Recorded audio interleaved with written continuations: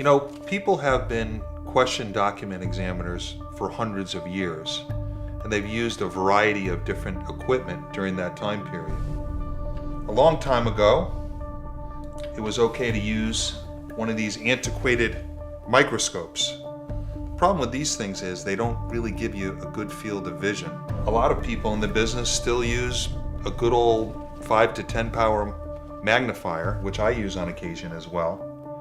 And this gives you a large general view of things, but it's kind of antiquated too. One of my favorite things to use is the optic. This piece of equipment was government surplus. It was used in tanks in Desert Storm and used to enhance the infrared. It's very good for reading a letter that's in a old script that's normally hard to read, but it's also excellent for comparing handwriting because you have your question example blown up and you have what may be a known example right next to it, and it's very good for making a comparison. I still use these kind of magnifiers, but the new technology has really brought things to the next level.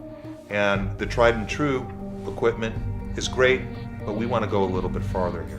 Let me show you what this does.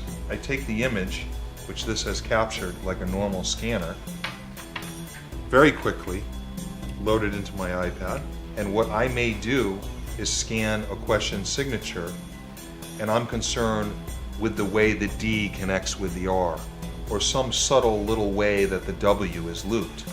And this allows me to take a really good look to see if indeed I'm looking at an authentic signature. Often I get asked to look at a letter that might be very important in a court case, and I have to determine whether the signature is authentic. Then I use a little bit more of a sophisticated item, and that's called the proscope. You may have seen it on CSI if you watch that program. It's a very effective tool, but you really need to know how to use it. Here's a letter of somebody not particularly famous, Register of Copyrights, and I'm going to put this right up to the signature, to the ink. I might want to see if the typewriting appears to be over the ink signature, or if the ink signature appears to be over the typewriting. In this example, you could see the feathering, which wouldn't be picked up by a scanner, and that shows that it's real ink. What if this document was yours and it was a contract for an invention worth $30 million and somebody was trying to take it away from you? It would be really important to know if it was genuine or not.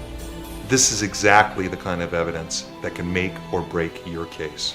The technology has certainly changed, but all of these tools have helped me to become a better professional in my trade.